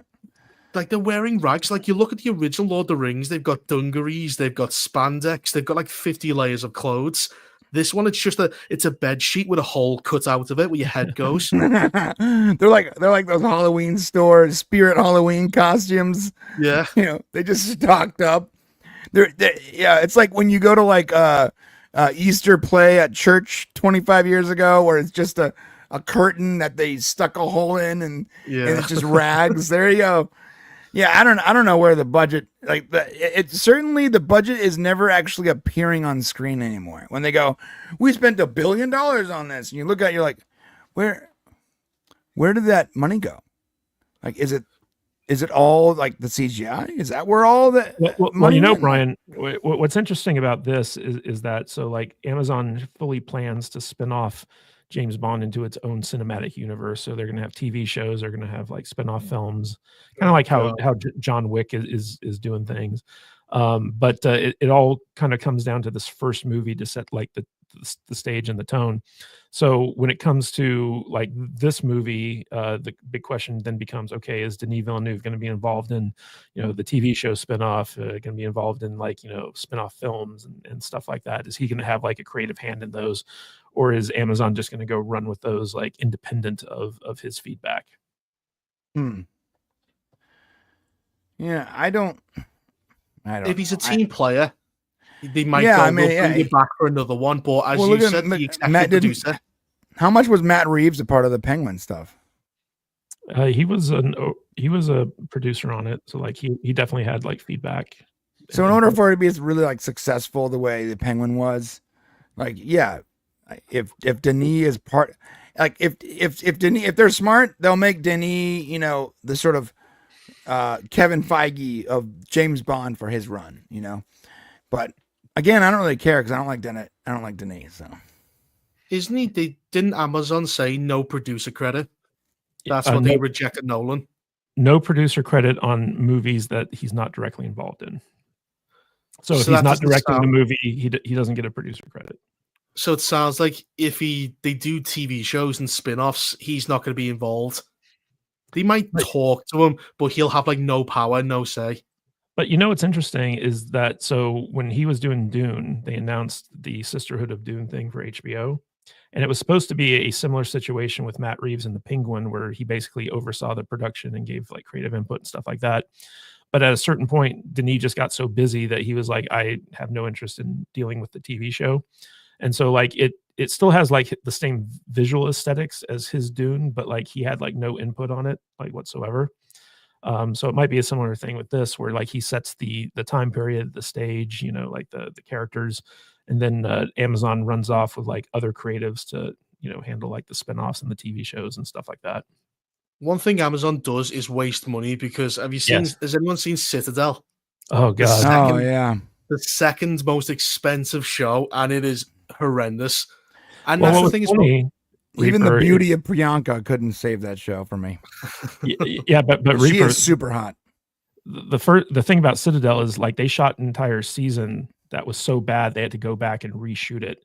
And it was originally like a 10 episode season that they had to cut down to 6 episodes because they'd already like sunk so much money into that. And it was all the Russo brothers' fault, because like they were supposed to be overseeing the production and they were just like, whatever, we got our Avengers money, but they had to come back in and basically like reshoot it from like, the start to finish, because like apparently the first season of Citadel was so unwatchable. And that's one of the reasons why it was $600 million, because I think the first season was like something like 400 million and it was unusable. So that they had to go back and redo it for like 200 million or something like that. And then they had all these spinoffs that are like foreign language spinoffs. And so like no one in America bothers to watch them. It's just like more money down the drain. And because like Citadel was supposed to be James Bond for Amazon before they got the rights to James Bond, right? Yeah, well, that makes it even worse, because even our knockoffs James Bonds, we couldn't get that right. Like they will fuck up James Bonds. It'll be tons of reshoots because there's too much money in the brands. So we're just going to have more and more Citadels. We're going to have female Bonds like Ballerina. That's also not going to be watched by anyone. It's going to be a disaster. Was that movie actually any good? I haven't heard. It's meh. But the problem is it's John Wick, but slightly worse. Right. Okay. It's like John Wick 3 and worse. I watched Wick 2 last night and loved it. I loved it. I didn't mind Ballerina. I think she did her job. I actually like whatever her name is. Was she defeated by any stairs? And Armas. I like her because like she's feminine and she plays like the action hero. and she doesn't take away her femininity in order to play action like a lot of these other action guys do. Brian, was she defeated at any point in the movie by a flight of stairs?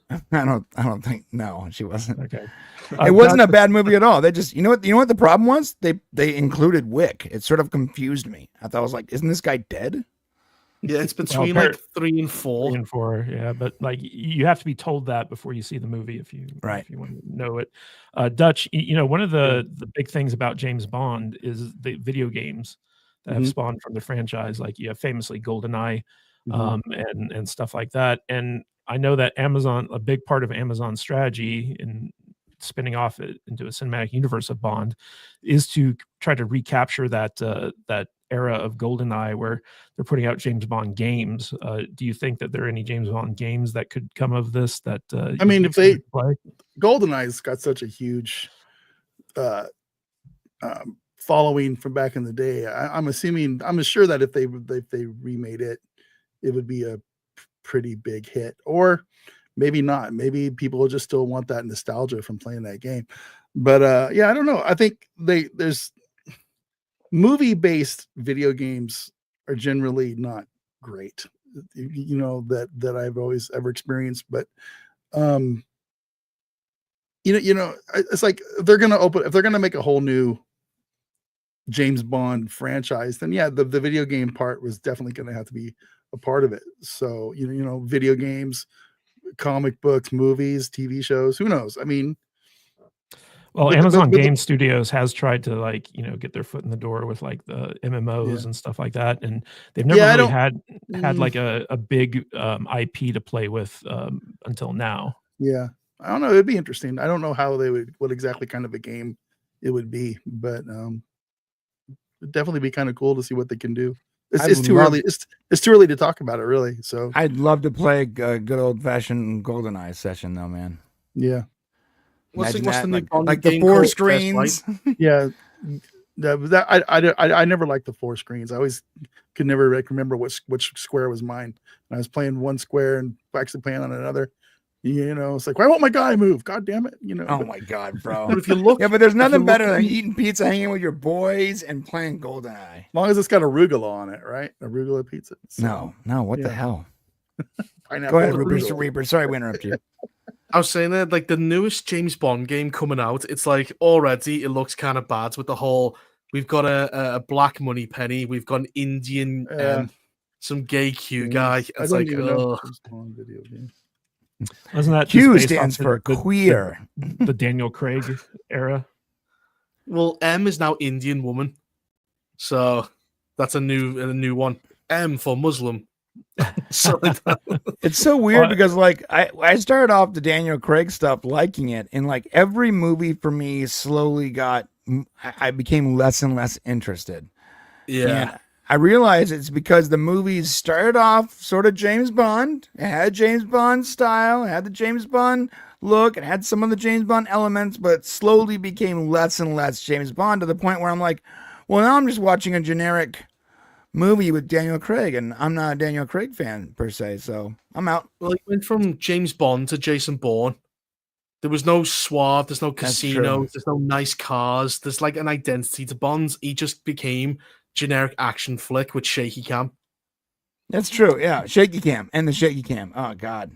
I'm not even sure what James Bond games there are. So Reaper, what do you think about this criticism that Denis Villeneuve is not a British director? I don't care. If you can do the job. I mean, we have tons of British directors who are shit. I mean, horrendous. But that's the type of thing. I don't care even if the actor who plays Bond's not British, as long as he looks like he's actually English. That's the important thing, and can do the accent. Otherwise, it wouldn't be acting. 100%. Otherwise, you'd have to get an actual Bond, which doesn't exist. But that, like, some people say, oh, you can't have like an American Bond. You go, yeah, you can, as long as you can do the British accents. That's fine. Well, looking at Steam, there's a game in development called First Light 007, which is about a young James Bond, and he's a white dude. So, I don't know anything else about this other than just what it's just the surrounding cast don't look like, And Yeah, it also looks more like Jason Bourne again. He's running around. Right. Yeah. It's like I don't want Jason Bourne in my James Bond. I want a Bond movie, not a I want Bourne James movie. Bond. Yeah, I don't want a Bourne movie. Yeah. Exactly. What do you guys think about Richard Madden, the guy who played Robb Stark from Game of Thrones as James Bond? His name has been thrown around a little bit. If you cut his hair, be all right.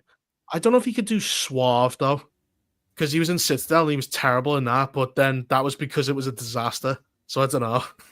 He was in what? Citadel.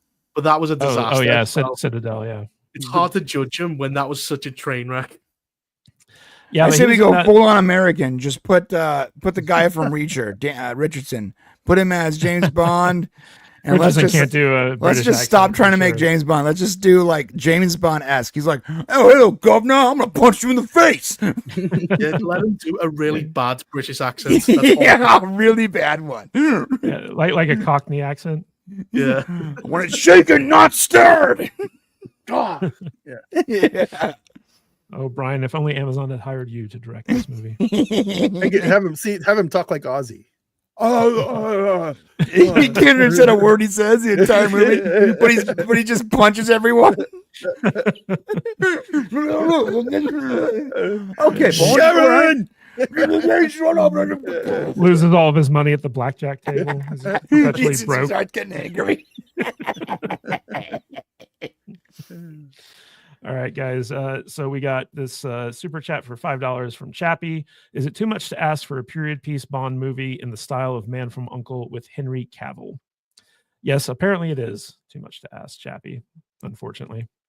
Well, and Henry Cavill's 42, and they probably want this Bond to carry on till Bond 30. At least a decade, yeah. At least a decade. Yeah. There's no reason why Cavill can't do that.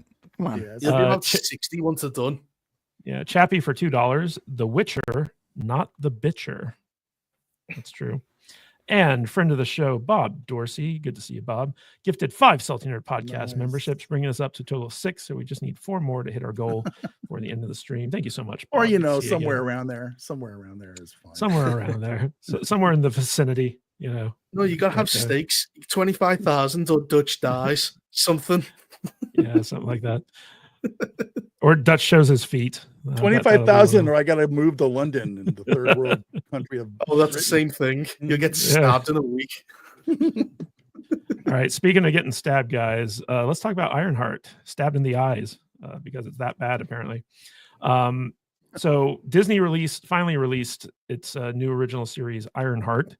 And they're releasing the first 3 episodes. And then next week, they're releasing the last 3 episodes for a total of 6 episodes of Ironheart. And this series has not been well received, guys. Like, I personally haven't watched it, but I have watched people's reviews of it and stuff like that. So I know what the story is. We also know that this was a TV series that was greenlit right after Wakanda Forever came out. And it has been on the shelves for about 3 years. They've been doing like a lot of heavy re-editing. There's some rumors of some reshoots that have happened and stuff like that, trying to salvage this. But it's kind of interesting because if you look at like kind of Marvel's track record, so I call it the unholy trinity. You have Echo, Agatha, and Ironheart, and all these like kind of girl boss MCU focused TV shows came out, and they were all bad and they were all forgotten. They were all kind of dumped at the last minute just to get them off Marvel's books and get content on Disney Plus. And but Ironheart in particular is being hailed as the worst thing Marvel has ever made. And that's coming that's not just coming from fans and critics, that's literally coming from people inside of Marvel as well. But what really cemented this for me was everyone's favorite shill, Angry Joe, actually came out and said that it was a bad show. And we all know that Angry Joe loves everything intersectional and woke and all that stuff. But he came out and basically said like the biggest problem with this show is that there's no likable characters. Riri Williams is one of the most unlikable characters in all of Marvel. And it is kind of interesting because like, like the character of Riri in this TV show is very unredeemable. And I'm going to throw that to Reaper in a little bit to kind of dive deeper into that. But in addition to that, like all the bad guys in the show are also like woke and intersectional. Like, you have like trans characters, you have drag queens, you have like, like a very diverse cast of terrible people. In fact, I think the best tweet I saw about this was that leave it to Marvel to take the most brilliant black woman to ever exist and make her a criminal. Oh my god. Like that's pretty much what they did. And even though the cast is very diverse, all of it is like all these people are bad people. Like they're really terrible people. Yeah. And we also see the return of Ironheart, the guy who played Solo famously in the movie Solo. Like he comes back as Jebediah Stone's like estranged son, who What's is his so name? embarrassed. Aaron Wright? I forget like how you pronounce his name is not Han Solo. Yeah, not Han Solo. No, it's Alden. Alden Ehrenreich is his name. Alden Ehrenreich. Yeah. Not Han Solo. Yeah, not Han Solo. Not Han Solo. Right. But this is a guy who's so embarrassed about like his dad doing like a villain turn that he becomes an international arms dealer in order to feel closer to his dad, who he's embarrassed of. I mean, that's the best part of the series too, is like the Obadiah connection. Yeah. So, but famously, like, there's also that meme where in this show, Riri Williams, talks about how Tony Stark was a billionaire, and so like he was able to make all of his like inventions come true. And then it cuts to that scene from Iron Man 1 where Tony Stark built this in a cave with scraps. Yeah. So it's like, did you watch the first movie? Yeah. No one who worked on this show obviously watched any of the other Marvel films, especially Iron Man. But I want to throw this to Reaper, because Reaper, you're really good at breaking down the stupidity of really bad TV and movie shows. So like, what's your take on Ironheart? Oh, yeah, it's like, it reminds me a lot like She-Hulk. It's like the lack of self-awareness by the writers is just absurd. It feels like a Frankensteinian mess of multiple scripts contradicting each other. Like, as you said before, the guy's running away from his father, yet at the same time collects weapons to get closer to him. Doesn't make any sense. Riri Williams she has the problem all incompetent writers do, which is you can't write a character who's smarter than you. So her problem is that she can't get money, even though she can make force fields, even though she can make an Iron Man suit. She can't sell this technology to like fucking Apple for millions and millions of dollars. She's too stupid. Or other governments. Yeah, she gave the shield thing away for like a few $100 to a student. Like, what are you doing? You have a functional personal shield? That is worth so much money. What is happening right now? That's the thing. You would sell that for millions, if not billions of dollars. Millions of dollars. Right. But she keeps doing it. She goes, it's all about resources to try and minimize what Tony Stark did. And yet at the end of she goes, I can't make an AI because I have nothing. Yet at the very end of the episode, she makes an AI on a laptop. Yeah, it's stupid. It's constant contradictory things going on overnight. By the way, out of her dead friend, right? AI. Yeah, it's a version of her dead friend. And then the AI gets like post-traumatic stress disorder and like has a panic attack randomly. I'm like, what is happening? But she's also stupid because the AI calms her down, calm down. And she goes, how do you know that? Only my sister knew how to do that. It goes, yeah, it's your memories she's based on. Of course she knows that because you know that, you fucking idiot. Yeah. But you get to the Hood. The Hood's gang have basically one characteristic that defines their whole identity. You've got the guy who likes knives. That's it. You've got the lesbian with a bad haircut who can fight. That's her entire character. You've got the drag queen guy with acrylic nails who can't type fast as the hacker. 3-inch acrylic nails, and he's I kept thinking, can you please pan the camera down so I can see how the fuck he's typing? Because there's no way he's typing. Real quick, guys, I just to illustrate what Reaper's talking about, I want to show you what the Hood gang actually is. So this is basically, they're called the Blood Brothers. These are aliens that are basically like exact twins, but this is who plays them in the TV show. And it's siblings. One's a male to a female transition, right? They're called the Blood Siblings. This is a female to male transition, female I think. To male, right. But in addition to that, so they're both female, like biologically. No, actually, yeah, you're true. But the problem is, because they are both women and one is transitioning, they can't call them the blood sisters. So it's the blood siblings. Oh my God, that's funny. You're right. You're so right. This is basically the drag queen character, and I think that the name is Slug. So like this is the character from the comic. It's a big fat white guy who can't move, and he usually does like like hacking and stuff like that. But this is who he is in the TV show. That's the librarian from Blade, dude. Yeah. So like basically they came in and they race swapped a lot of these characters, and in fact, I believe Riri Williams ended up killing one of them, straight up murdering one of them. It was like the Hood's best friend. Reaper, you want to talk about that moment? His cousin. Well, this is how stupid the plot is. So she needs to get a piece of the Hood's hood, and she spends his cloak. His Spirit Halloween cloak, because it looks so bad. It looks like it came from a Halloween store. And cutting a piece off, she has to do this, like, just to cut a piece of cloth out of his hood. She has to secretly sneak into a base during a heist and use like this laser, and the laser seems to take forever just to cut a piece of cloth. Right, like that should be instantaneous. Just like cut it, it's done. Yeah. But the best friend spots her in the greenhouse, and how stupid it's his cousin. It's his cousin. It's his cousin. So, but this is how stupid the Hood gang is. They go into a greenery and set a fire, and then the automatic thing is to suck the oxygen out the room.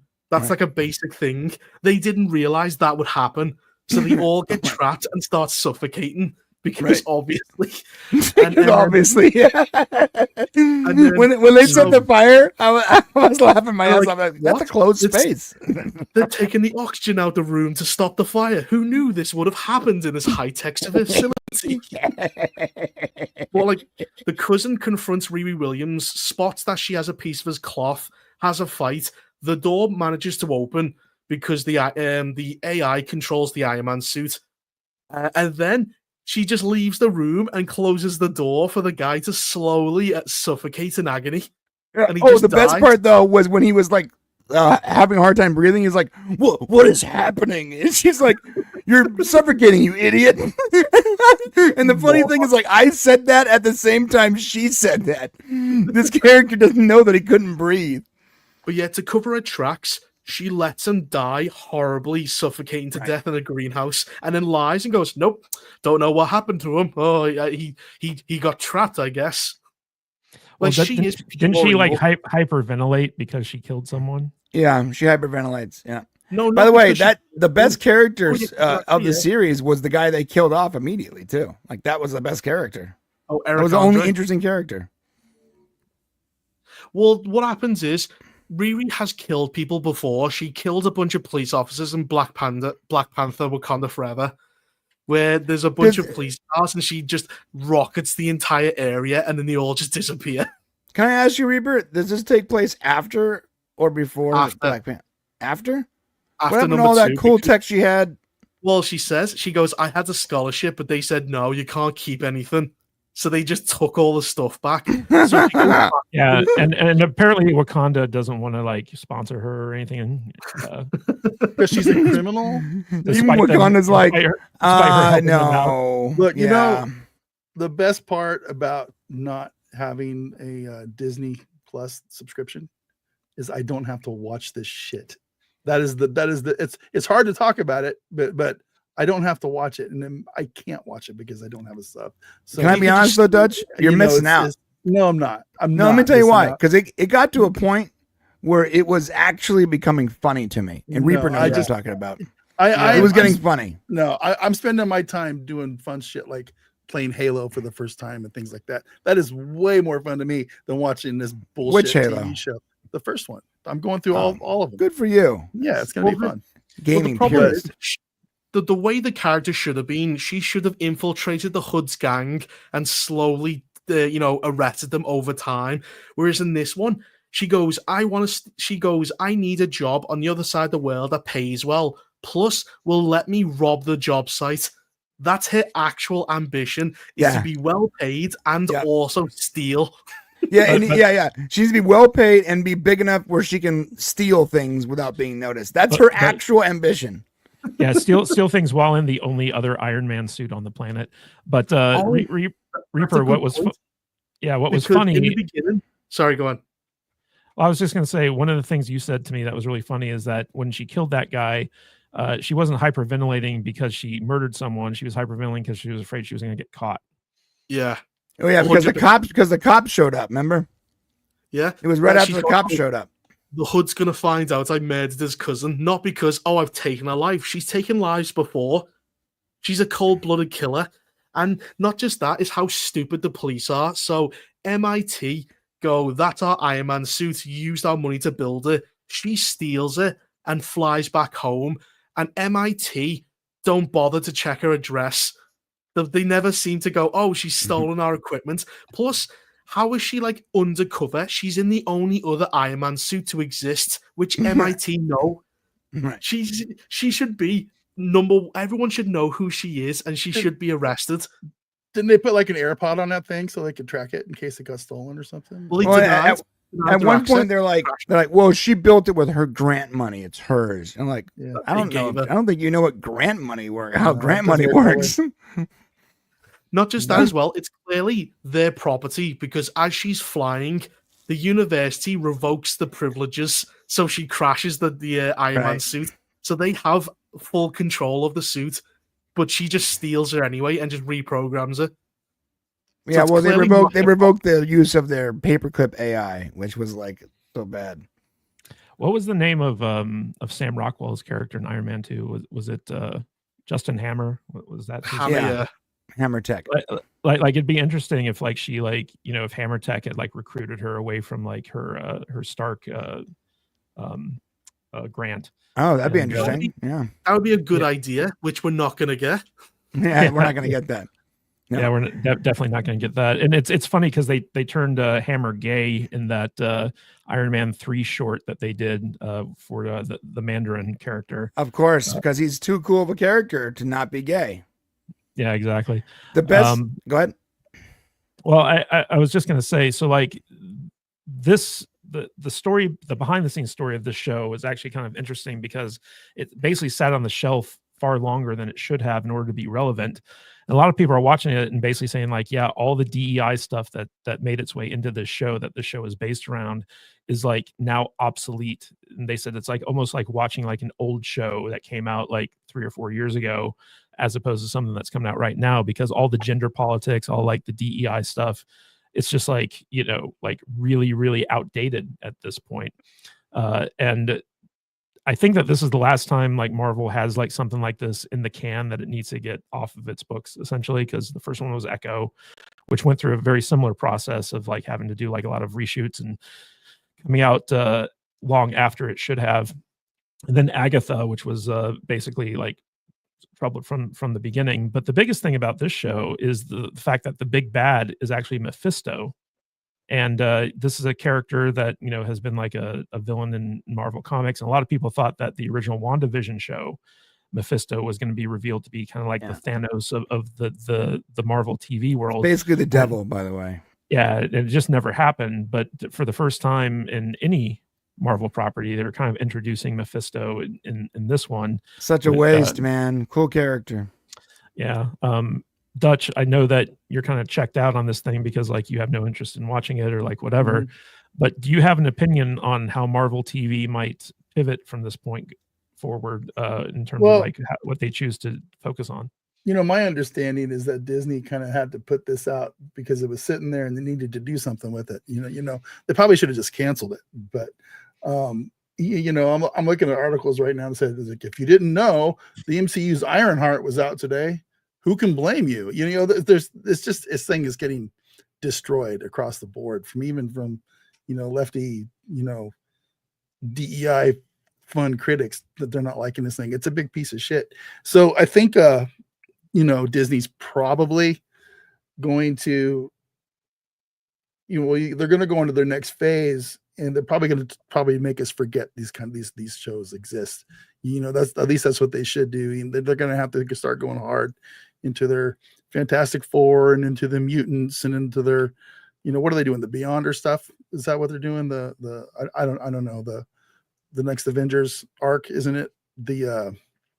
I forget what they called that. Anyway, it doesn't. Doomsday. Yeah, Doomsday and all that kind of shit. But no, this is a failure. It's up there with the Inhumans as far as its relativity to the MCU, and it's just not going to matter in the end. And I think Iger and the powers that be know this, so they just kind of got it out there to get it out there, and it's on its way out now already because nobody watches it and nobody cares. So I think this chat from Extork to Breaks.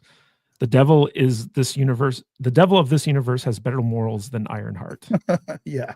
I think that's the crux of this issue, is because, as Angry Joe said, there's literally no redeemable characters in this show. No one that you can root for, no one that you like.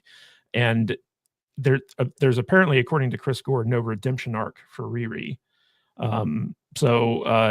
Basically, like, she's going to be as shitty at the end of this series as she was at the so beginning. it's a super villain origin story. Is that what you think?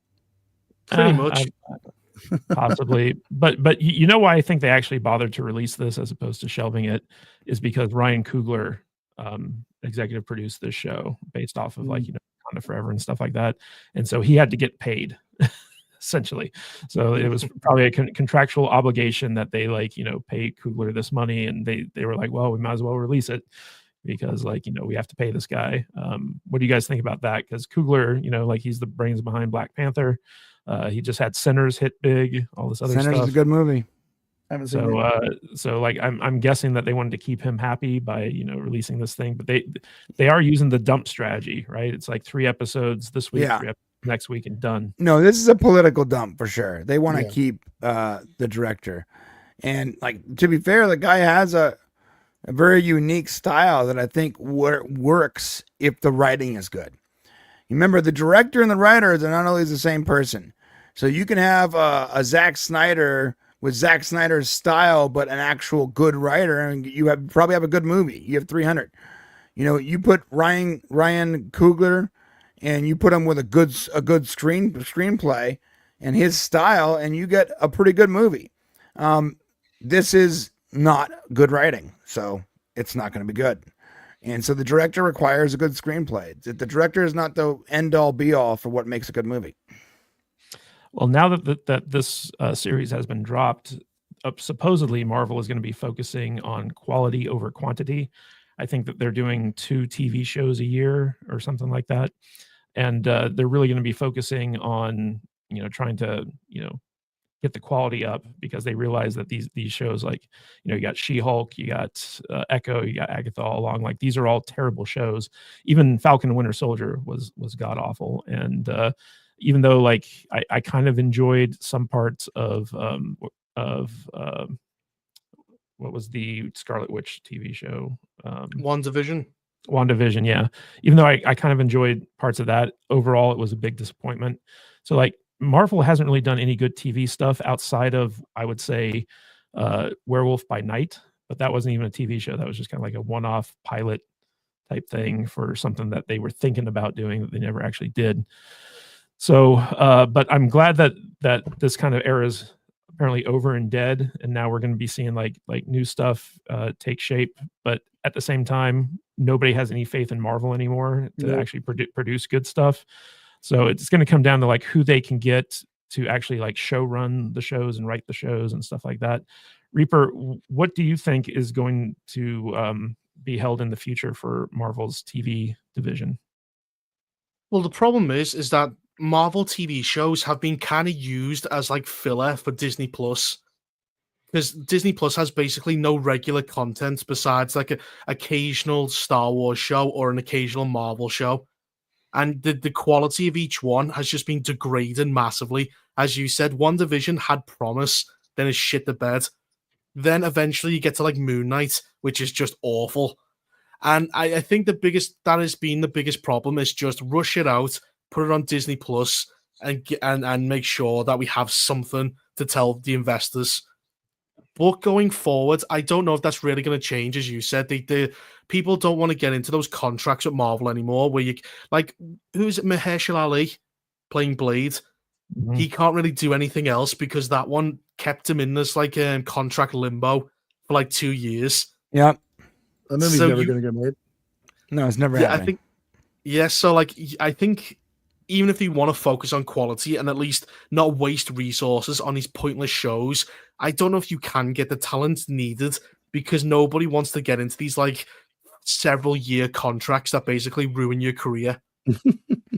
So they might try to be better, but I don't think they know how. Yeah, and you know, Marvel has even said that they want to divorce the TV side from the movie side because they don't want people to feel like they have to do homework Yeah. before they go see the movies, which is kind of like what they were doing before, especially like with stuff like Loki, where, you know, like you had to watch Loki if you wanted to understand what was going on with Kang in the movie universe. But then they kind of dropped Kang because of Jonathan Majors. Well, it's worse than that because in the Thunderbolts, John Walker was in Falcon and Winter Soldier. But if you watch that show, the character in that show is the complete opposite to the one in Thunderbolts. So you had to do research to know who the character was, but then you were punished because the character was sacrificed for this new story. So it was worse. And it also always surprises me, like, for instance, in Falcon and Winter Soldier, Falcon couldn't get a bank loan, you know, despite the fact that he's a member of the Avengers, he helped save the planet, and people are like, "Oh, you're black, so, like, we can't give you a loan." And then, like, in this show, Riri Williams, it's like, "Oh, like, you're the most brilliant person out there developing, arc reactor power suits, but, no, we're not gonna give you any money." Like, there's no government on the planet that wants to recruit her to, like, head up their division, give her everything she wants. It's just, like, it's so ridiculous. It's artificial struggle because they know it doesn't make any sense. So we have to give these perfect characters flaws that like wouldn't happen in reality. She's too smart not to be able to make money. Yeah, do better, Senator. Right? Can I tell you the best part of the show? Yeah, The part where I burst out laughing and realized that if you just look at this as silly nonsense, you can have a good time. Is when she's talking to Obadiah Stane's son or whatever, and he's like, "Where's your Han Solo? Not Han Solo?" He's like, "Where's your arc reactor?" She's like, "My suit runs on solar and wind power," and then she walks away. No, it's worse than that because there's another scene where the two solar panels come out like wings, and it's supposed to be charging, but it's at night. It's at night. No yeah. She's charging his solar panels without the sun. Best thing ever. It's so good. It's like blowing into a sail. It ignores the laws of like thermodynamics. None of that makes sense. The whole show. I can't wait for the last 3 episodes. It's gonna be great. Well, you know what I can't wait for, Brian? Our super chats. We got Bob Dorsey. We already covered Bob, but I just want to highlight Bob because we like Bob. Kenneth LaRoque gifted 5 Salty Nerd podcast memberships, and Suno Nombot. I don't know how to pronounce that. Sorry. Pseudo. Yeah. Pseudo Nombot gifted 1 Salty Nerd podcast membership, bringing us to a total of 12 Salty Nerd podcast memberships for the show. So we hit our goal. Thank you so much. We also got Kaliki Oki for $2. Now onto the final Marvel nail, the Foreskin 4. Yes, and we also have Hemorrhoid Hurts, Australian $2. Waking up nice and early to catch the end of the show. My bleary eyes deceive me. Is that the Reaper? Yes, it is indeed the Reaper. And finally, we have Way Too Dumb for This Shit. $9.99. My book will avail in the fall. It's about an alternate history of the U.S. in 1790. The Constitution is rewritten for benefit Aegis, Agency for Extraterrestrial and Global Interdiction and Security. All right, so everyone, when Way Too Dumb for This Shit's book comes out, be sure to go get it. Check it out. Really appreciate that. I love the Aegis reference. Yes. All right, guys. So we had a lot to talk about today, and we talked about it. I want to thank my fantastic panel of nerds for being here. Reaper, any final thoughts, and where can people find more of you? Well, on YouTube. On YouTube? Yeah. You try and talk to me on Twitter. I'm barely on it. I only post like the links of like streams like this. That's basically Well, you have a great channel, and you're also on Critical Drinkers channel quite often, so people can find you over there as well. Yeah, I was on Thursday. Yeah, but definitely check out Reaper's channel. The link is in the description, and he's got a lot of great video essays over there, and he doesn't hold back, guys. He tells it like it is. Speaking of telling it like it is, Brian from the Popcast, any final thoughts, and let people know what you're going to be talking about on the Brain Show immediately after this show? Yeah, immediately afterwards. I'm just going to pee in a bucket, grab a Diet Dr. Pepper, and sit back down. No final thoughts. Glad to be here. Glad to hang out with Reaper again. I think that watching the last 3 episodes of Ironheart is going to be great. Can't wait. I'm sure. That's on the 1st, by the way, so that's coming up. So just, look out for it. I can't wait to not watch it. It's gonna be awesome. And I do have a couple of documentaries that I put out the last 10 or 15 days. All Superman, Superman 78, Superman Lives, Superman Returns. Go check it out on my main channel. Those I put a lot of effort into those, and I have the trilogy of these things, the last of my super movies, coming out next week. So go check them out. All right. And Dutch Butters, any final thoughts, and what's going on Dutch Butters Gaming channel? Oh, Dutch Butters Gaming channel. We're doing live streams. We're doing Hell Divers. I'm playing Halo for the first time. That was actually a lot of fun. I did my first ever Halo stream last night. I'm going through the campaign and all the original games from the Master Chief Collection. The crew seems to be enjoying me watching that because I missed that Halo times because I was playing WoW at the time, World of Warcraft. Also Hell Divers, Ghost Recon, we got a lot of stuff going on, podcast, shorts, you name it. We're just playing lots of games and doing our thing. Thanks guys. Reaper, it was awesome having you on the show today. Brian, go kill it next with a Brain Show. Thanks, bro. And Matt, I'll see you Tuesday. So yeah, let's go. All right. And I want to thank everyone who gave us super chats throughout the course of the show. Mark Daly, John Yulden, Icthulu, Chappie, Kaliki Oki, Hemorrhoid Hurts, and Way Too Dumb Faux the Jit. Guys, thank you so much for your continued support and for everyone who gave Salty Nerd Podcast memberships. Really appreciate that. And be sure to tune in next Saturday, same salty time, same salty channel for more Salty Saturdays. And until then, stay salty, my friends.